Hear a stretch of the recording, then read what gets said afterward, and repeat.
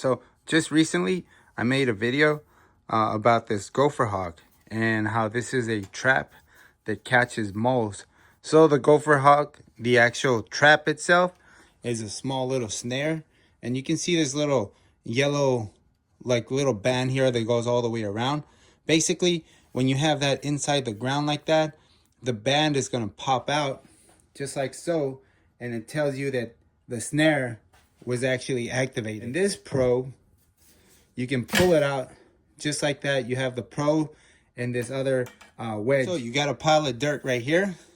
You use your actual probe and you press it in. And it's going to be pressing, okay? We're going to put our probe in and we're going to push it in. It's going to go inside the dirt. But if it hits a rock or something like that, obviously the mole probably came through this section here and came around. So we'll take out our probe, pull it out, and we'll probe somewhere else. Now that I probed here in this corner, I'm going to be able to probe all the way down. And it gives me like a measurement. Now that I probed this section, now I know that this doesn't go further than this. And over here it goes all the way to the bottom. So I'll be able to put my wedge. So I'll put the probe and wedge in together, just like so. Then I'll push it in through this area here, which allows me to wedge this back and forth. I'll be able to move the dirt back and around, and basically that's gonna go in. When I remove the dirt, go around, push it side to side. In order for this to wedge in that hole, you put your trap in through that hole going in, like so. Now when I push it, I wanna hold it, I'm pushing it down, that snare is gonna come out. It's gonna hit the bottom. Now, when I do that, I wanna push it until it clicks. Now, this is one of those snares that I've damaged. This one's completely damaged because I didn't do it like that. When you're pushing these in, make sure to pull out and it'll lock in place.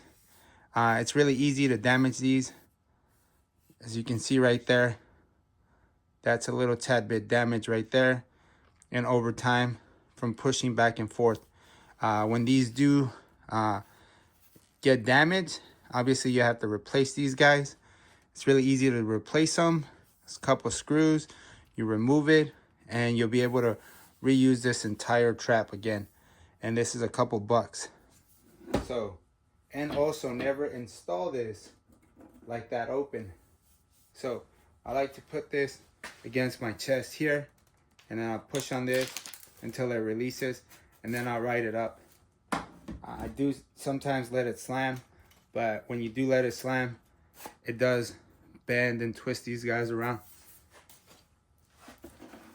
all the way. Press it till I feel some resistance, and then I move it up. You have a mole here, and the mole is gonna come right up. It's gonna be, and that's it. That's game over for the mole.